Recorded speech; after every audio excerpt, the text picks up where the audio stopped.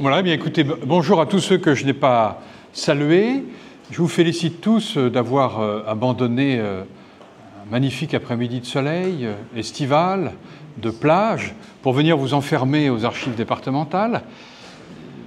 Pardonnez-moi cette boutade, mais elle veut souligner, pour commencer, l'importance des mots. J'aurais pu vous dire, eh bien oui, c'est la canicule, c'est l'angoisse, on va tous mourir, ça c'est sûr, on va tous mourir. On a mis des ventilateurs, c'est pas bien, du point de vue de l'écologie. Donc vous voyez, une même réalité peut être envisagée avec des mots différents. Et je ne peux pas commencer cette conférence sans rappeler la citation de Camus, « Mal nommer les choses, c'est ajouter au malheur du monde ». Alors je ne sais pas si les bien nommés, c'est ajouter au bonheur du monde, mais d'ailleurs ce n'est pas mon propos parce que, vous l'aurez compris, je ne suis pas spécialiste du handicap, je ne suis d'ailleurs spécialiste de rien, mais je suis spécialiste de tout, c'est-à-dire que je suis archiviste.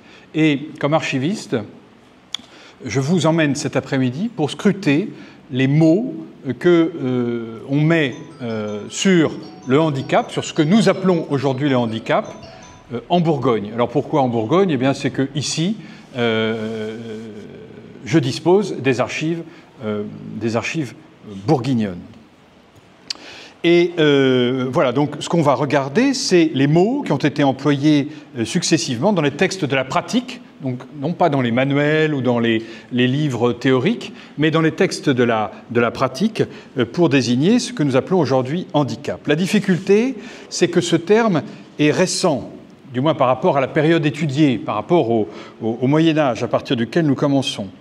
Donc il ne figure dans les archives que depuis les années 60. Et il figure dans nos inventaires d'archives que depuis les années 60. Mais si on tape handicap dans un inventaire, si on fait la recherche handicap dans un inventaire d'archives du Moyen-Âge, évidemment, on ne trouvera rien. Alors, comment faire pour essayer de s'y retrouver ? Eh bien, c'est de regarder un petit peu ce qu'il englobe. Je voudrais dire, pour commencer, que après des siècles de vocabulaire dénigrant, l'idée d'utiliser le terme de handicap est un coup de génie, parce que c'est un mot qui vient d'un autre univers, qui vient, comme vous le savez sans doute, des courses de chevaux.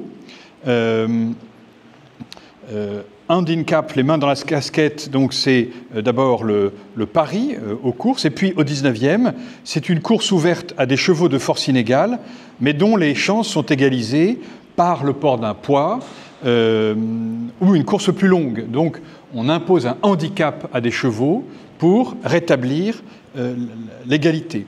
Puis de l'univers des courses, ça passe au cyclisme, des avantages dans une course, puis ça passe au lexique de la vie en général. Un handicap, c'est voilà, une difficulté de la vie, mais qui n'est pas forcément ce que nous appelons handicap. Et finalement, le terme, avec son acception physiologique ou mentale, ou psychiatrique, ou mentale exactement, eh bien, il vient en dernier. Donc, aller chercher un mot qui est tout à fait extérieur au champ de la maladie ou de la dénigration, eh bien, c'est un coup de génie.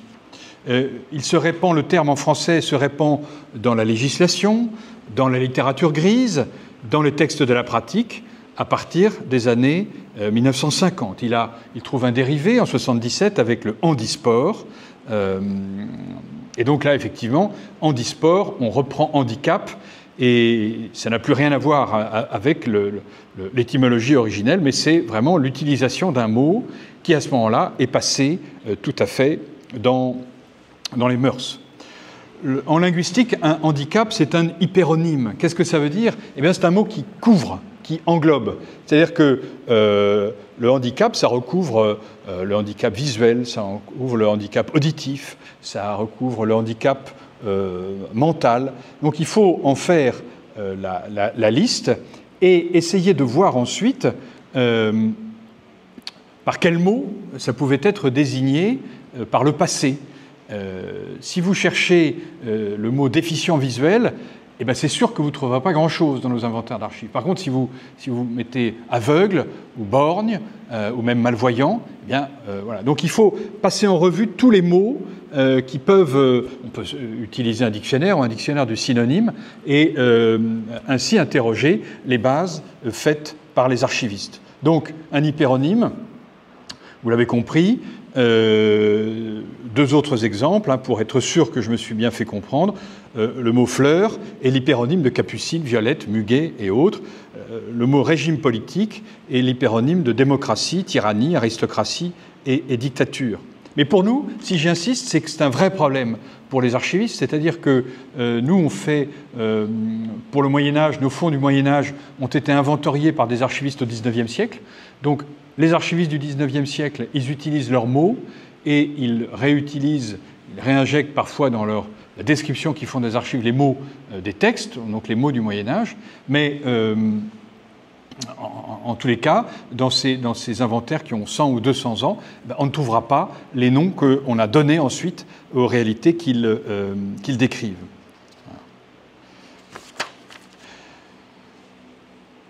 Voilà, alors, pour aujourd'hui, il y a de très bons outils. Jean Montrain, Dictionnaire du handicap, Gérard Zribi, Dominique Poupée-Fontaine. Et donc ça, c'est parfait pour notre époque, mais ça ne nous est pas très utile, voire pas du tout utile pour notre propos. Donc, que faire? Réfléchir, mental, moteur, quelle cause? Organique, psychologique, socio-économique, culturel. Est-ce qu'un écart à la moyenne des chances et des capacités, faiblesse, servitude particulière, voilà, il faut réfléchir un peu à tout cela. Avec la difficulté supplémentaire que le handicap est une notion relative, une notion évolutive par rapport à la société. Et puis aussi, et j'y reviendrai, le vocabulaire du handicap, c'est un vocabulaire trop souvent de la déconsidération, de l'exclusion, résultat d'une maladie, d'une déficience ou d'une incapacité. Voilà, donc on va passer en revue un peu tous ces mots. Alors, handicap physique, sourd, muet, aveugle, paralysé, mais aussi paralytique, estropié, boiteux. Handicap mental, on a donné des noms un peu effrayants, comme vous le savez, débile, idiot, fou, arriéré, inadapté. Donc c'est comme cela que j'ai progressé et c'est ce que je vais vous présenter, sachant aussi, et dernière difficulté, et j'en aurai terminé avec cette introduction, que le handicap est très poreux avec d'autres champs lexicaux voisins, celui de la maladie et celui aujourd'hui de l'éducation spécialisée, avec les difficultés sociales. Et on voit dans les mots, on voit dans les métiers, on voit dans les archives que tout ceci s'est mélangé et est encore parfois mélangé. Alors d'abord, on s'aperçoit que les mots du handicap au XIIIe et au XIVe siècle, ce sont des surnoms. C'est-à-dire que quelqu'un qui a une caractéristique physique, c'est une caractéristique physique. Ici, nous sommes en 1250 et vous avez ici un Johannes Rufus, donc Jean le Roux. Jean le Roux, c'est pas un handicap d'être roux, mais c'est une caractéristique physique. Et les mots, les patronymes aujourd'hui, le Roux, Rousseau, vous le savez sans doute, dérivent de ces surnoms. 1250, c'est une époque intéressante, c'est justement l'époque où de la naissance, de l'émergence des patronymes. Avant, on a un nom de baptême ou un nom, et puis on va avoir un surnom, et qui est une caractéristique physique, qui est une caractéristique qui est un métier ou qui est une provenance. Et on va s'apercevoir que moi, Jean Rufus, donc Rousseau, etc., et Marguerite, ma femme, etc., ce qui nous intéresse ici, c'est qu'il a vendu et concédé en héritage perpétuel Deodato Iudeo Cecco Divionensi. Deodato Iudeo Cecco Divionensi. Déodat, c'est un nom, ça veut dire soit donné à, c'est Dieu donné, soit donné par Dieu, soit donné à, soit donné par Dieu, soit donné à Dieu. Iudéo, donc il est juif. Cecco, donc ça veut dire aveugle. Secus, donc c'est la cécité, c'est ce qui a donné cécité. Et Divionensis, écrit avec un Y, mais les paléographes présents dans cette salle n'ont pas peur. Donc là, c'est amusant parce que c'est un monsieur qui s'appelle Déodat et qui a 3 surnoms. Il est juif, il est aveugle et il est de Dijon. Donc on a un petit peu toutes les déjà ce que vont être tous les patronymes. Je signale, ça m'a fait sourire que je ne sais pas si je le dirais à Dieudonné Mbala, qu'il a en 1250 un homonyme juif à Dijon. Je ne sais pas si ça le ferait rire, je ne sais pas si c'est très... Moi, ça m'a fait sourire en tous les cas. Voilà. Donc, il n'y a rien là de péjoratif, encore que Iudéo, ça peut avoir, du point de vue économique, dans ces époques-là, des conséquences, notamment en termes de crédit. Mais là, c'est simplement le vendeur est roux et l'acheteur est aveugle. C'est une des caractéristiques, c'est comme ça qu'on le reconnaît.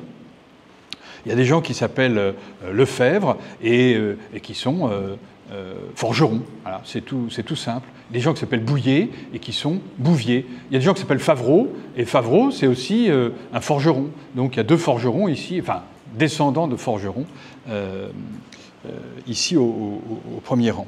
Donc, on aura des Rousseau. Alors, ce qui est intéressant, c'est de voir que beaucoup de ces surnoms empruntés, enfin, dérivant d'une caractéristique physique, sont devenus des patronymes, y compris des choses qu'aujourd'hui on appelle des handicaps. Donc, il y a des gens qui s'appellent boiteux, des gens qui s'appellent le borgne, des muets, des sourds, il y a même des crétins, des gens qui s'appellent crétins, pas très facile à porter. Ce qui est curieux, et alors, sauf avis contraire de personnes mieux informées, c'est qu'il y a peu de patronymes qui sont dérivés de la cécité. Il n'y a pas d'aveugle ou de... Comment ? Alors, il y a le borgne. Oui, le borgne, ça existe. Mais des aveugles... Enfin, bon, voilà, c'est curieux, alors qu'il y a des sourds, des le sourds. Mais vous le voyez, ça n'a pas... c'est pas du tout péjoratif. C'est simplement un surnom qui permet de singulariser quelqu'un par rapport à tous les Jean, tous les Guillaume ou tous les Mathieu. C'est factuel. Néanmoins, alors le nom de l'insulte, enfin le nom du handicap peut devenir une insulte. Et je n'y insisterai pas, mais je vais donner un exemple. Et c'est vrai que c'est quelque chose qui est très répandu, malheureusement. Enfin, ça dure depuis des siècles, y compris dans les cours de récréation. Ici, nous sommes à Beaune, en 1671. Et à Beaune, il y a une église Notre-Dame.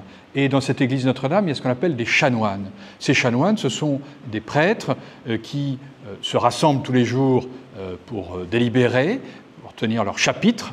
Et ce que vous avez sous les yeux, c'est les comptes rendus du chapitre des chanoines de Beaune. Donc, ils discutent des affaires matérielles, liturgiques du chapitre. Et puis, c'est des gens qui chantent tous ensemble. Et puis, ces chanoines de Beaune, ils sont patrons de quelques églises paroissiales, et notamment de l'église Saint-Nicolas de Beaune, église qui existe encore et qui est sur l'entrée nord de la ville de Beaune. Donc, ils nomment entre eux un curé et un vicaire pour Saint-Nicolas de Beaune. Alors, pour être curé ou vicaire, c'est bien d'avoir un peu d'oreille, parce que on entend en confession, on doit chanter, on doit répondre pendant les offices, et donc ça peut être un petit peu difficile. Donc ça, j'y reviendrai. Mais ici, il y a une histoire entre le doyen du chapitre de Beaune et un simple prêtre qui s'appelle un simple chanoine, hein, le sieur Cœur de Roi, c'est un nom de l'ouest de la Côte d'Or, et il y a un différend minuscule, mais le doyen s'énerve. Monsieur le doyen l'a appelé cheval, idiot, qu'il avoit de grandes oreilles, et plusieurs fois folle. Et le dit sieur, doyen, a dit que le dit sieur, etc., déconsidérait le chapitre. C'est toujours très intéressant d'étudier les insultes du temps jadis. Qu'est-ce qui était dépréciatif? Donc là, le type a des grandes oreilles, donc des oreilles de cheval. Donc ça, c'est son apparence physique. Et puis, il l'a appelé idiot. Idiot, ça veut dire sans réaction, dans un état d'hébétude permanent. Et il l'a appelé aussi folle, c'est-à-dire fou. Donc, nous dirions ici que idiot, c'est plus un handicap, et folle, une maladie mentale. Donc voilà un petit peu comment... alors il ne s'agit pas de gamins dans une cour de récréation, il s'agit du doyen du chapitre de Beaune. Il devait être un peu énervé, peut-être qu'il y avait la canicule, et en 1671, ils n'ont pas de ventilateur. Donc il est tout à fait énervé. Mais moi, ça me fait penser à ce que j'ai entendu dans les cours de récréation et qu'on entend malheureusement trop souvent, les gamins qui se traitent de mongols, qui se traitent de cotorep, du temps que ça existait, naguère de CPPN, aujourd'hui de SECPA, d'Ulysse, etc. Et donc, vous voyez, tous ces dispositifs d'accompagnement des difficultés ou des handicaps, eh bien, sont aujourd'hui encore des insultes de cours de récréation. Aujourd'hui, les enfants d'aujourd'hui, cotorep et CPPN, ça leur dit pas grand-chose, mais on adopte comme insulte les nouveaux acronymes utilisés pour ces dispositifs. Jusqu'au XVIIIe siècle, on ne peut pas dire que le handicap soit pris en compte, mais on est malgré tout ici sous l'Empire, on vit sous l'Empire de la charité, de la bienfaisance. C'est l'idée d'une société chrétienne qui essaye malgré tout d'exercer la charité vis-à-vis des plus faibles. Et ce que l'on voit dans les sources, c'est que le handicap, le principal problème, c'est que ça enlève la possibilité de travailler normalement et que à l'infirmité est liée de manière indissociable la pauvreté. C'est un problème de subsistance. Et on va voir à travers les deux exemples que c'est tout à fait lié. Ici, nous sommes en 1573, c'est dans les registres du Parlement de Bourgogne. On est au milieu des guerres de religion, donc c'est jamais très favorable aux plus vulnérables. La Chambre consultée était résolue que les pauvres de la ville seraient nourris par contribution de deniers et cotes qui se feront en la chambre de 10 pauvres sur les habitants de la ville, tant ecclésiastiques que laïcs, c'est-à-dire laïcs, pour être payés chacune semaine jusqu'aux moissons prochaines, à commencer lundi prochain. On est au mois de mai et il n'y a plus de blé, il n'y a plus de pain. Et donc, jusqu'aux moissons, il faut faire la soudure. Lundi prochain, 4e du présent mois donc de mai, et sur les rapports faits que restoient trouvés en la dite ville 1600 pauvres, tant valides que infirmes. Et donc, voilà, on fait quelque chose de global, mais on voit bien que l'infirmité, donc qui est le terme en usage à ce moment-là, eh bien, empêchant les hommes et les femmes de travailler, eh bien, les prive de la subsistance, auquel Convenois donnait 1 livre de pain par jour à chacun pour leur nourriture. Voilà, donc... alors, ce qui est intéressant, c'est que la Chambre des pauvres de la mairie, que le Parlement autorise à lever cet impôt, eh bien, la Chambre des pauvres, c'est ici, dans l'aile, puisque nous étions la mairie à ce moment-là, la Chambre des pauvres, c'est l'aile qu'on appelle l'Amonois aujourd'hui. Autre exemple,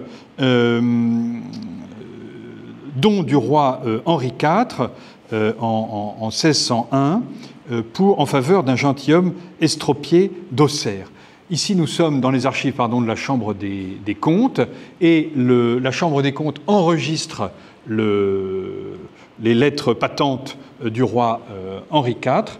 Et pourquoi est-ce que c'est la Chambre des comptes qui les enregistre? Eh bien parce que c'est elle qui va devoir payer la subsistance de ce gentilhomme, Pierre Asson, pauvre gentilhomme estropié, soit payé par le receveur, etc., à Auxerre. Donc, comme il va y avoir un débours d'argent, eh bien c'est la Chambre des comptes qui en donne l'ordre. Je fais une parenthèse à cette occasion, c'est que jusqu'à la fin de l'Ancien Régime, le roi a beau faire des édits et des lettres patentes, si ces actes ne sont pas enregistrés par une cour souveraine, ils n'ont pas de valeur exécutoire. Et c'est pour cela qu'on en a ici la trace. Donc, un gentilhomme estropié, on ne sait pas si c'est du fait de la guerre, mais en tous les cas, ce gentilhomme ne peut plus se battre puisqu'il est estropié, et donc le roi compense avec cette aide matérielle qui lui est apportée. Ici, nous sommes, alors c'est beaucoup plus... Enfin non, on est en 1655, et on est à l'église Saint-Étienne. L'église Saint-Étienne, c'est ce qu'on a appelé la nef, et qui est aujourd'hui la bibliothèque Colette, et qui est aujourd'hui en travaux. Donc, les chanoines de Saint-Étienne font des aumônes. Vous voyez le mot ici, aumône. Donc, ça, ce sont leurs registres de comptabilité. Et voilà en faveur de qui on va faire l'aumône. À Louis Martin, prêtre de Marseille, aveugle, maltraité des Turcs. Donc il a dû être sur un bateau et maltraité par les barbaresques au bord de la Méditerranée. Je ne sais pas ce qu'il fait ici, mais vous voyez que les chanoines, bien, en donnant ces détails, hein, il est aveugle et il a été maltraité par les Turcs. Donc du fait de ce handicap et du fait de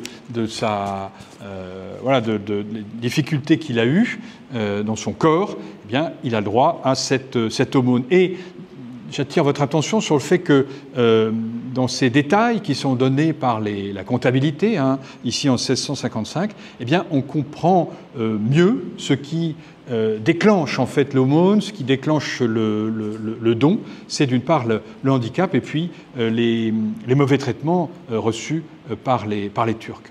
À partir du règne de Louis XIV et de la création de l'institution des Invalides, eh bien, cette aide aux Invalides de guerre est institutionnalisée. Et on a, ici, on est en 1772, compagnie de Dijon, donc sous le contrôle de monsieur le chevalier de Frazan, commissaire des guerres, eh bien, on a un tableau avec les officiers, les bas officiers, et puis après les hommes de troupes. Et alors, ce qui est intéressant, c'est qu'on a leur nom de baptême, on a leur nom de famille, mais on a aussi leur nom de guerre, qui quelquefois est identique, mais quelquefois ne l'est pas. Claude Frier, par exemple, se faisait appeler Dubourg à la guerre. Il y a son âge. Vous voyez, ils ne sont pas tous... Il y en a un qui a 40 ans, d'autres qui sont plus âgés, 75 ans. Pour les 78, c'est, surtout quand on a fait la guerre, c'est beaucoup, hein, à cette époque-là. Et donc là, pour le coup, il y a pour cette catégorie de handicapés, hein, les gentilshommes, d'ailleurs pas que des gentilshommes, hein, puisqu'il y a des sous-officiers, mais en tous les cas, les gens qui ont perdu une partie de leur faculté physique au service du roi, au service des armées du roi, eh bien, ont droit à une pension. Donc ce handicap, cette invalidité est compensée par le roi. Voilà. Alors, donc, vous voyez, il y a une compensation pour certaines catégories ou à certaines périodes. Mais il y a aussi l'idée de trouver un emploi. Et justement, ici, nous sommes de nouveau au chapitre de Beaune. Cette fois-ci, on est en 1527. C'est du latin, donc Céline, vous allez nous aider. Donc, c'est les délibérations du chapitre de Beaune. Et voilà qu'un vieux chanoine qui est vicaire de Saint-Nicolas, c'est de lui que je parlais tout à l'heure, commence, on dirait, à être un peu dur de la feuille. Qu'est-ce que ça, en latin, chanoine, comment est-ce qu'on dit? Considerato defectu sensus auditus. en considérant la déficience de son sens de l'ouïe. Voilà. Et donc, on lui donne un coadjuteur, c'est-à-dire un jeune chanoine, qui va devoir défrayer. Donc, c'est un jeune chapelain, un jeune prêtre. Donc, il ne va pas perdre son emploi de vicaire, mais il va être en quelque sorte doublé par quelqu'un qui entend bien et qui pourra l'aider, moyennant un défraiement que le vieux prendra sur son revenu pour le donner aux jeunes. Donc là, c'est intéressant parce que, vous voyez, defectus sensus auditus, on aurait pu dire qu'il est sourd, sourdus, mais ici, on emploie une périphrase qu'on retrouve au XXe siècle en disant malentendant ou une déficience auditive. Donc c'est ce terme de defectu qui est déjà présent en 1527.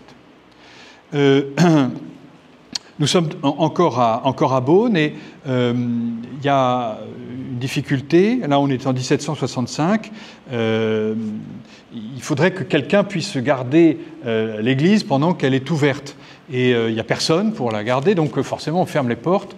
Les gens qui veulent faire leur dévotion sont un peu trouvent porte close. Donc, qu'est-ce qu'on trouve?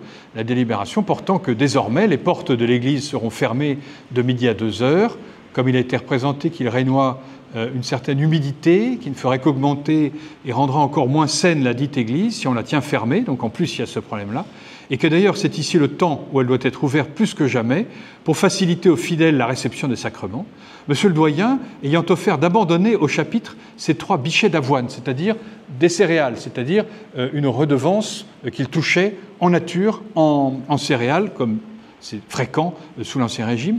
Si on veut faire choix d'un invalide qui gardera la dite église et s'y trouvera aux fêtes et dimanches de l'année, pendant les offices divins, soit pour éloigner les pauvres qui s'y rendent trop opportuns, des gens qui vont faire la quête un peu trop près de l'autel, soit pour ouvrir et fermer la principale porte du chœur, messieurs ayant témoigné leur reconnaissance à mon dit sieur doyen de ces offres, ainsi que monsieur Masson, chanoine, qui a offert de laisser pour le logement du dit invalide la petite chambre qui dépendait de sa maison canoniale. Les chanoines sont logés autour de l'église canoniale et on imagine une petite chambre de plein pied, donc commode pour un invalide. On délibérait, les fabriciens s'informera de quelqu'un qui voulut faire les fonctions de Suisse et garder la dite église pour sur le rapport qui sera fait et être délibéré. Donc un Suisse, jusqu'au XXe siècle, c'était... Alors souvent, ils étaient magnifiques, avec des habits brodés et puis une hallebarde, surtout dans les villes. Donc le Suisse, c'est le laïc qui fait un peu le service d'ordre à l'intérieur. On se dit, bah tiens, là, un invalide, ça pourrait... C'est pas des travaux de force, donc c'est en quelque sorte ce qu'on appellera plus tard un emploi réservé. Et donc on va chercher à Beaune quelqu'un qui pourra faire l'affaire. Qu'est-ce que... Voilà. Alors, on aide, on essaie de compenser, on essaie de protéger, mais difficile de soigner, sauf qu'il y a évidemment toujours des gens comme ce François Oudot, habitant des Varennes, vicomté d'Aussonne, ou l'homme au miracle. Donc c'est un monsieur qui prétend, au XVIIIe siècle, faire des miracles autour d'Aussonne, et qui est évidemment un charlatan, un imposteur. Ça se termine en général avec des filles séduites, parce que, voilà, on peut imaginer malheureusement tout cela, et puis ça se termine mal en prison, et la charlatanerie démasquée. Ce n'est pas parce que la science a fait beaucoup de progrès que ce type de charlatan a disparu, mais on le voit ici, il y a naturellement une dame qui se pâme et dont on peut imaginer qu'elle sera la proie de de cet escroc. Mais à la fin du XVIIIe et au début du XIXe, on essaie de comprendre pour soigner. Déjà comprendre. Et alors, ce qui est intéressant, c'est que nous avons ici le fonds des archives de l'Académie des arts, sciences et belles-lettres de Dijon, fondée il y a 3 siècles, en 1725, et qui reçoit et publie un certain nombre de mémoires scientifiques écrits. Alors, c'est quelqu'un qui habite je ne sais plus d'où il est, mais en tous les cas, il fait un mémoire sur un sourd-muet d'environ 14 ans, à qui je donne quelques soins. C'est un sourd-muet de Mauvilly, dans le canton d'Aigny-le-Duc, et il va expliquer, en 1807, à l'Académie, un petit peu ce qu'il a fait. Il explique que ce sourd-muet était dans sa famille, que son père le laisse faire, vaquer, etc. Il fait de menus travaux, mais le père, il est un petit peu désemparé. Et le savant là dit j'ai essayé, je lui montrais ceci, hein, ça il sait que ça sert pour boire, et je lui ai écrit le mot verre. Et puis j'ai fait pareil avec une pomme, et puis j'ai fait pareil avec une bouteille, puis j'ai fait pareil avec un livre. Et donc il explique tout cela, on est en 1807, et on voit ici à droite, annexé aux mémoires, en fait, le résultat du travail de ce garçon. Donc les mots sont écrits par le sourd-muet. Donc les 12 premiers mots qu'offre cet écrit renferment toutes les lettres de l'alphabet. Ainsi, le jeune Mazuro doit écrire, et écrit en effet tous les mots qu'on lui présente. Cette copie a été faite le 20 mars 1807, après 2 mois de leçons. Donc vous voyez, on a localement une étude, et puis plus qu'une étude, un moyen de, non pas guérir le handicap, mais en tous les cas essayer de pallier et de permettre à ce jeune sourd-muet de communiquer malgré son handicap. Alors bien sûr, le 19e, déjà dès le 18e puis au 19e, il y a des grandes institutions, notamment parisiennes, pour les sourds-muets, pour les aveugles. Je n'y reviens pas, mais je trouvais intéressant de montrer comment, localement, toute cette réflexion, tout ce travail se décline. Parfois, il s'agit de médecins. Là, nous sommes du côté de Dole, on est en 1773, et histoire de la dissection du cerveau d'une femme paralytique. Dans le mois de janvier 1773, vient mourir à l'Hôtel-Dieu de Dole une femme devenue paralytique de tout le côté droit à la suite d'une attaque d'apoplexie, donc un AVC, qu'elle avait eue 3 ou 4 mois auparavant. Elle se plaignait d'une douleur vive dans tout le quartier supérieur de la tête qui persista jusqu'à sa mort. Elle avait même, dans ses plus fortes souffrances, de temps en temps des convulsions. Le cadavre de cette femme fut pris par M. Patouillot, chirurgien de la maison, donc l'Hôtel-Dieu, pour faire des leçons d'anatomie à ses élèves. Donc on est en 1773 et on va procéder à cette dissection. Sauf que la famille ne l'entend pas de cette oreille et s'oppose à la dissection. Donc l'auteur qui s'est offert à aider M. Patouillot n'a pas pu aller jusqu'au bout. Néanmoins, et là c'est assez curieux, Thomassin donc explique que en disséquant le cerveau de cette femme, ils y trouvent une concrétion polypeuse ressemblant à un verre. Et donc on trouve un verre en fait dans le cerveau. Alors je suis assez étonné, je me suis un peu renseigné, parce que je ne suis pas non plus médecin, et j'ai vu que ça pouvait arriver. Quoi qu'il en soit, enfin, que ça existait des parasites dans le cerveau. On en apprend tous les jours, c'est assez répugnant à imaginer. Mais tous les cas, vous voyez, on dissèque et on essaie de voir la cause physiologique de l'apoplexie et de la paralysie. Alors, ça peut nous faire sourire, mais moi, comme archiviste, j'ai appris à ne pas sourire des tâtonnements de tous ceux qui nous ont précédés, parce que nos tâtonnements à nous feront sourire bien des gens dans le futur. Voilà, mais c'est intéressant de voir que dans cette académie qui rassemble tous les savants, eh bien, on trouve ces mémoires qui montrent un peu toutes les initiatives scientifiques et médicales pour essayer de comprendre et de soigner. Au XIXe siècle, on caractérise, et pour mieux soigner, on rassemble les patients par catégorie. Auparavant, si vous voulez, un sourd-muet qui était à Mauvilly, eh bien, il y restait. Mais là, on a l'idée, il va y avoir une institution pour les sourds-muets, donc on les rassemble. On crée un hospice d'aliénés dans les années 1830 à la Chartreuse de Champmol, eh ben, on va y mettre les furieux, mais on y met aussi les idiots, et on y met aussi des gens, enfin tout ça entre guillemets, qu'aujourd'hui on appelle handicapés, qui ne sont pas des malades mentaux, qui ne sont pas, comment dirais-je, des schizophrènes, encore que la schizophrénie peut être considérée comme un handicap, mais vous voyez, pas... voilà, et c'est vrai qu'on parque, et on rassemble sans doute pour de bonnes intentions, pour mieux traiter, rassembler, pour que tout le monde puisse bénéficier du même traitement, mais c'est là surtout que commence, en tous les cas dans ce que j'ai vu, la litanie des noms péjoratifs, voire infamants, et spécialement dans le domaine du handicap mental. Et ça dure finalement assez tard dans le XXe siècle. Adaptation scolaire et professionnelle des débiles mentaux. Donc là, ça ressemble plutôt à une insulte de cours de récréation. Et pourtant, on peut considérer que c'est un progrès, puisque voilà, c'est l'Association régionale pour la sauvegarde de l'enfance et de l'adolescence de Franche-Comté, l'ARCEA.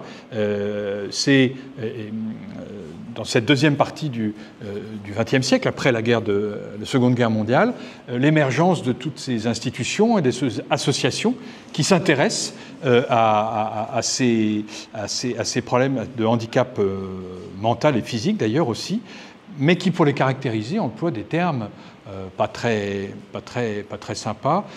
Claude du docteur Chauveau, Centre de rééducation spécialisée, on est en 1976, et donc déficience sensorielle et moteur, troubles du langage. Donc c'est toujours le vocabulaire de quelque chose qui manque, quelque chose qui est en arrière, arriéré, inadapté, quelque chose qui un écart à la moyenne et qui n'est pas vraiment, qui va pas vraiment de l'avant. Ici, nous sommes aussi, alors pour le coup, je voulais vous montrer cela parce que nous avons ces dossiers d'association. Pourquoi est-ce qu'on a ces dossiers d'association? D'abord, nous avons tous les dossiers d'association, les dossiers de toutes les associations qui nous arrivent par la préfecture, puisqu'elles sont déclarées et qu'on a des petits dossiers. Mais là, c'est des gros dossiers, puisque ces associations sont subventionnées par les pouvoirs publics qui, en quelque sorte, formellement ou informellement, leur donnent une délégation de service public pour s'occuper de telle ou telle catégorie de patients. Donc ici, nous avons l'association des paralysés de France. C'est intéressant puisque ce sont la délégation départementale des paralysés de France s'occupe actuellement de 250 familles de paralysés. Son but est de dépister les paralysés, particulièrement les jeunes, pour les mettre en mesure de bénéficier des moyens susceptibles de les aider à pourvoir eux-mêmes à leur subsistance. Notre activité poursuit donc un but de prévention familiale et sociale, puisqu'en outillant professionnellement les jeunes paralysés, elle contribue à diminuer pour l'avenir les charges financières qui pèseraient sur les familles ou sur les finances publiques. Voilà. Donc, voilà, on voit effectivement depuis la Seconde Guerre mondiale l'émergence de ces associations, favoriser leur reclassement social, les traitements, enseignement scolaire, apprentissage. Nous avons ici des archives de personnalités importantes de ce domaine, et notamment comme Pierre Lalire, qui est un éducateur spécialisé, qui a énormément œuvré. Et vous voyez que son mémoire, là, c'est les relations avec l'extérieur des adolescents débiles du centre médico-professionnel de Guipy. Donc on est dans la Nièvre, et voilà, dans les années 70, on emploie encore ce terme.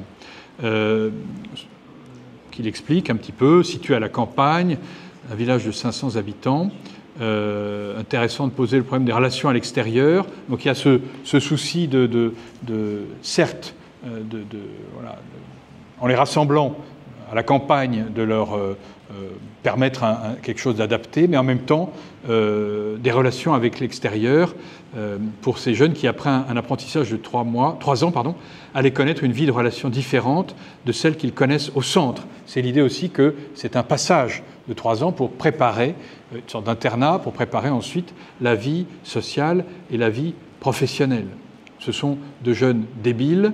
35% relèvent de l'aide sociale à l'enfance. Les autres ont une famille dissociée, ou des difficultés dans le domaine des relations familiales. Donc voilà, les termes nous paraissent encore un peu raides, mais malgré tout, ils s'adoucissent. Et on voit petit à petit qu'on s'approche des conceptions qui sont les nôtres, qui sont certainement pas parfaites et qui seront jugées fort imparfaites dans 10, 20 ou 30 ans. Mais c'est la tendance vers laquelle on se dirige. Voilà. Autre association, les papillons blancs de Beaune. Donc, c'est créé en 1958 et la plaquette faite pour les 50 ans par le docteur Georges Chevalier. On voit ici le début de l'IM-Pro en 1963. Donc, ça commence toujours dans des baraques, des installations de fortune. C'est tout à fait intéressant. Je prends les termes de la plaquette. Rééducation dans le local de l'aide aux mères. Donc c'est d'abord caractère social. Il y a aussi un passage qui est toujours intéressant dans ce genre de littérature, c'est que finalement, je l'ai découvert à cette occasion-là, le métier d'éducateur spécialisé a été créé sous Vichy. C'est comme la loi sur l'archéologie en 1941. Les archéologues ont toujours un peu de mal à en parler, puisque ça fait partie de ces créations de Vichy qui ont été conservées en 1944. Mais c'est vrai que dans la littérature sur le sujet, il y a toujours une gêne. Et le docteur Chevalier fait une histoire du handicap mental avec ces mots. En 1958, les handicapés mentaux étaient dans leur famille, ils étaient aussi à l'hospice, avec les vieillards, les estropiés et les malades chroniques. Et il ajoute, de manière assez glaçante, que les trisomiques, donc, alors je ne sais plus comment il appelle ça à ce moment, oui, en 2008 on appelle ça les trisomiques, étaient en hôpital psychiatrique, ce qui évidemment nous paraît totalement absurde. Ils étaient très appréciés, pourquoi ? Parce qu'ils étaient gentils, dociles, et qu'ils assuraient divers services à la cuisine et à la lingerie. Donc c'était assez commode, ça permettait d'alléger les charges. Vous voyez, c'est quelque chose d'un un peu raide à entendre. Et à propos de je refais un petit retour en arrière, voilà, mettre les handicapés avec les vieillards et les estropiés. Je prends simplement un exemple dijonnais. Une Jeanne Soulier, qui est née, qui a 28 ans en 1806, et qui rentre à l'hôpital de Dijon à l'âge de 28 ans, parce qu'elle a une ophtalmie avec fièvre. Mais en 1807, nous dit sa fiche, elle est passée aux vieilles. Ça veut dire qu'on l'a mise... On l'a considérée comme incurable, et donc on l'a mise avec les vieilles, c'est-à-dire les vieilles qui étaient à l'hospice. Je m'excuse, mesdames, mais c'est le terme, d'ailleurs, il y a le terme masculin pour les vieux. Et elle y meurt à l'âge de 33 ans, célibataire, sans profession, native d'Is-sur-Tille, domiciliée à Dijon, donc entrée à l'hôpital en 1806, décédée en 1812 à l'infirmerie des vieilles. Et on retrouve, en effet, sa présence dans le registre des vieilles et incurables. Donc les handicapés, les incurables et les vieux sont rassemblés jusqu'à cette période. Et on explique aussi qu'elle a été admise à la salle des vieilles, considérant sa situation, ses infirmités et sa misère. Bon, voilà, je suis désolé, c'est un peu... c'est pas une histoire très, très amusante, mais je reprends avec Georges Chevalier qui... dit qu'en 1956, il y a un décret qui catégorise le handicap social entre arriéré profond, donc imbécile et idiot. Donc ces termes assez violents, ils sont dans le texte du décret, les débiles moyens et les débiles légers. Mais donc 1950, c'est la création des papillons blancs. À Beaune, c'est créé en 1958, mais l'association est créée en 1950. Et on appelle, c'est pour des enfants déficients mentaux, qu'ensuite on appelle des hirondelles. Donc il y a, et on va voir que dans l'histoire des papillons blancs, il y a l'idée de donner des noms un peu champêtres, on va dire, pour éviter de, à chaque fois, remettre une couche. Et donc ces animaux gracieux, évidemment, font oublier un peu les appellations dénigrantes. Alors, ce qui est intéressant, évidemment, c'est que les papillons blancs de Beaune ont été un peu lancés, boostés par Lino Ventura. Lino Ventura avait une fille handicapée. Il avait créé une association qui s'appelait Perce-Neige. Donc là aussi, une fleur. Hein, c'est mieux que des billes profonds. La vente des vins à Beaune, cette année-là, est présidée par Lino Ventura. Et il fait bénéficier, enfin, il a choisi comme association, son association Perce-Neige, et les papillons blancs de Beaune. Il y a aussi, vous voyez, l'idée que la notoriété d'une star, enfin d'un acteur, peut servir une cause au profit des handicapés. Et puis, le docteur Chevalier poursuit l'histoire des papillons blancs et nous explique que les bâtiments s'appellent pour l'un la source, pour l'autre les sarments, ce qui à Beaune peut s'entendre. Donc ça, c'est pour les enfants. Et pour les adultes, il y a un CAT, comme on disait aujourd'hui, on dit ESAT, mais un centre d'aide pour le travail, qui est agréé en 1966 et qui s'appelle La Ruche, donc avec l'idée d'abeilles qui activent et qui toutes contribuent à la vie du groupe. Voilà. Donc, voilà. Et enfin, en 1975, un service d'accompagnement qui s'appelle le Regain. Donc là aussi, une image agricole de foin qui repousse après avoir été coupé. Ici, donc là, c'est intéressant aussi, parce que c'est un très gros fonds que nous avons, celui du CREAI, Centre régional d'études, d'action et d'information, en faveur des personnes en situation de vulnérabilité. Ça, c'est l'appellation aujourd'hui, parce que le AI de CREAI, c'est le I de inadapté. Voilà. Donc, aujourd'hui, le inadapté est devenu vulnérabilité. Ce qui est intéressant, c'est le procès-verbal de la réunion du conseil d'administration en 1964, c'est les tout débuts, et de voir qui en fait partie. Donc il y a le directeur du Crédit Immobilier, etc. Mais vous avez aussi dans la liste des présidents ou représentants d'associations. Donc on peut voir, ça donne un panorama du monde associatif autour du handicap en 1964. Alors, les mots d'aujourd'hui, évidemment, ce livre-là et tous ceux qui ici sont sensibilisés au handicap, soit parce que vous êtes en situation de handicap, parce que vous travaillez dans le secteur du handicap, ou parce que, comme vous et moi, vous avez des amis, des proches ou de la famille en situation de handicap. Néanmoins, je trouve que c'est intéressant. On est passé du dénigrement à l'euphémisation, difficile équilibre, ne blesser personne, on n'est jamais sûr de blesser personne, hein, et en même temps le désir de dire les choses, d'appeler les choses par leur nom. Donc voilà, il y a cet équilibre. Personnes accueillies pour des résidents d'un foyer pour handicapés, malvoyants plutôt qu'aveugles, vulnérables ou dépendants plutôt qu'inadaptés, neurospécifiques plutôt que autistes ou bipolaires.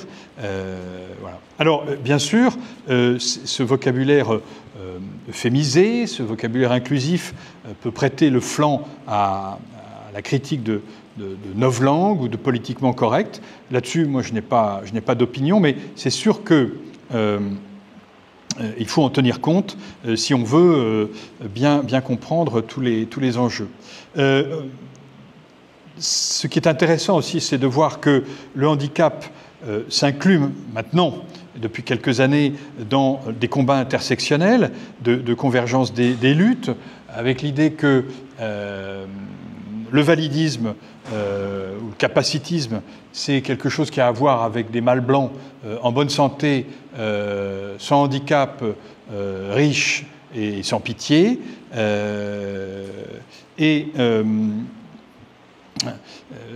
On voit ici, par exemple, donc là c'est un article de Libération 7 septembre 2024, donc on est juste après les Jeux paralympiques. Je suis petit, métis, unijambiste et pour en mettre une couche gay. Donc un athlète qui fait son coming out et qui, c'est intéressant de montrer justement cette convergence des luttes entre finalement le handicap et la différence sexuelle longtemps dénigrés et qui sont aujourd'hui revendiqués. Ce qui est sûr, c'est que tous ces termes euphémisés ou technocratiques ou bourrés d'acronymes, je vous montre ici notre introduction de l'inventaire des archives du CREAI. Il n'y a que la lettre A, hein, sigle du monde médico-social d'éducation lié au CREAI. Donc vous avez des acronymes qui sont en très grand nombre, hein. Je répète, on n'a que la lettre A ici, et tout le reste de l'alphabet, il faut scroller tant et plus. Ce qui est sûr, c'est que quand on fait, nous, autres archivistes, quand on fait des inventaires d'archives, il faut développer ces acronymes parce que dans 5 ans, dans 10 ans, ils ne diront plus rien à personne. Voilà. Et donc, entre les euphémismes et les acronymes, il faudra tenir compte de tout cela quand on fera des recherches dans 30 ou 50 ans sur le thème du handicap. Aujourd'hui, les documents qui portent ces acronymes ne sont pas tous rentrés encore chez nous, hein. On a toujours une temporisation. Mais pour trouver les handicapés du Moyen-Âge, il faut taper aveugle, estropié ou invalide. Pour trouver les handicapés du XXIe siècle, il faudra taper arbre, ARPC, ARSEA. Voilà. Donc, alors attendez, qu'est-ce que... Oui, ce qui est intéressant, c'est de voir un petit peu, j'ai regardé le bien public à propos des Jeux paralympiques, non pas que le bien public, pour ses articles de sport, il reprend des articles du groupe EBRA, donc c'est pas spécifiquement bourguignon, encore qu'il y avait quand même quelques articles intéressants parce qu'on interrogeait des athlètes paralympiques bourguignons, pour savoir ce qu'ils en pensaient. Donc ce que j'ai trouvé intéressant, c'est la recherche du bon équilibre entre l'invisibilisation et l'héroïsation. C'est-à-dire, en gros, les gens disaient, non, on n'est pas des handicapés, on est des athlètes. Mais alors, des athlètes handicapés. Oui, mais on est d'abord des athlètes et c'est comme ça qu'on veut être regardé. Ce qui est intéressant aussi, c'est que l'année 2024 est l'année du grand succès populaire d'Artus. Un petit truc en plus. Donc c'est une année qui est intéressante, je pense, pour le, comment dirais-je, la cause du handicap, je ne sais pas, mais en tout cas, pour les mots, on a fait quelques progrès.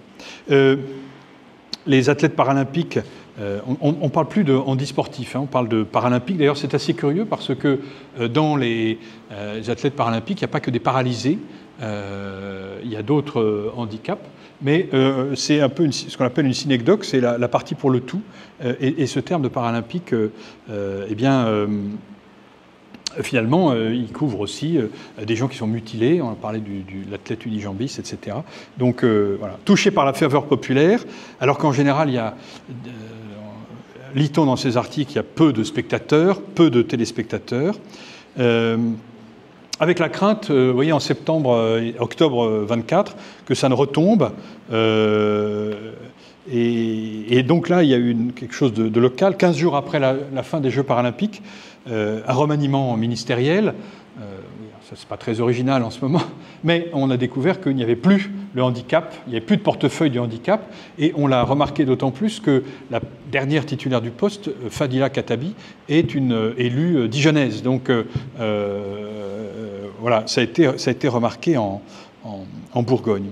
Visibilité, oui, mais, lit-on, quid de l'accessibilité, quid de l'inclusion véritable dans la société. Et puis, il y a quelque chose aussi une chose que j'ai apprise et que vous savez sans doute, mais c'est que, en définitive, les athlètes paralympiques ne comprennent pas de handicapés mentaux, sauf pour le tennis de table, la natation et l'athlétisme.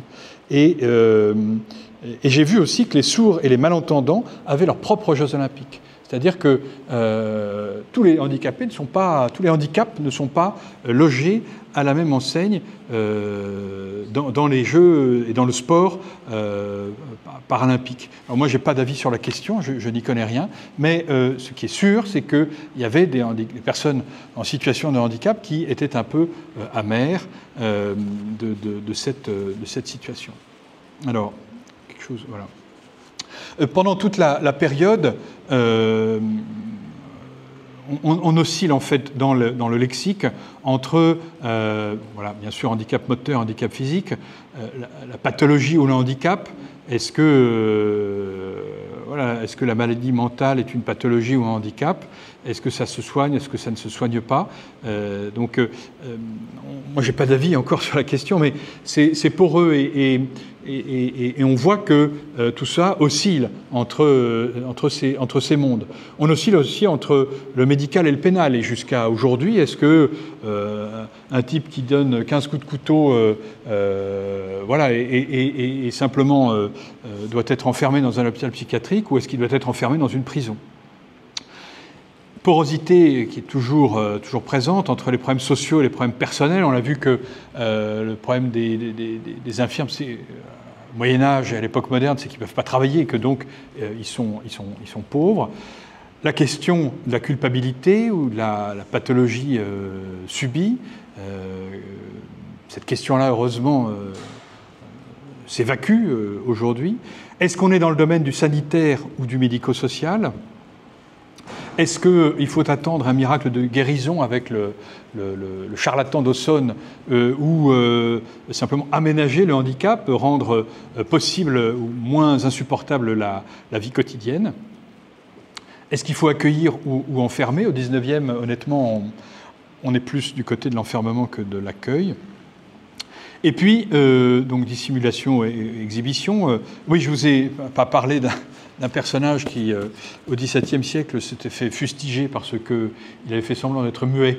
Et donc, c'était très commode pour ne pas répondre de ses crimes. Mais on a vu qu'il parlait en prison, donc non seulement il a été jugé, mais il a été fustigé.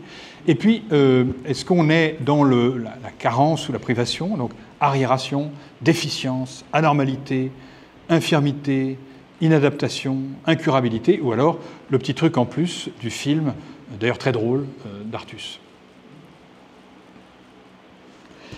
Je cite simplement, alors c'est un petit peu des jeux de mots lacaniens, il faut peut-être y regarder deux fois, prêter une oreille attentive aux mots du social pour qu'ils ne se transforment pas en mots pires ou en maudit. Donc on est un peu dans la paraphrase de la phrase d'Albert Camus que je citais tout à l'heure. Mais pour finir, je n'avais pas du tout prévu de finir comme cela, mais il se trouve que le 12 juin dernier, nous avons accueilli ici la classe Ulysse du collège Arthur Rimbaud de Mirebeau-sur-Bèze. Donc Ulysse, je rappelle l'acronyme, Unité localisée pour l'inclusion scolaire. Et il venait à la fois visiter les archives et aussi voir notre exposition sur la bande dessinée Bulle d'histoire dijonnaise. Le prof du service éducatif, Dimitri Vouzel, me dit moi, très bien pour leur faire visiter les archives. Par contre, l'expo, c'est vous qui avez contribué au catalogue, donc je serais plus à l'aise que vous montriez l'expo. Donc je les accueille dans le vestibule, et puis le prof me présente, puis je commence mon laïus, et le prof me dit « Hop, attendez, chaque élève va se présenter. Je m'appelle Sarah, j'ai 13 ans, je suis en 5e Ulysse au collège Arthur Rimbaud de Mirebeau-sur-Bèze. Je m'appelle... Bon, d'accord. Il dit, c'est très important pour eux. Ok, parfait, c'est son métier. Ils étaient d'ailleurs charmants, ces élèves.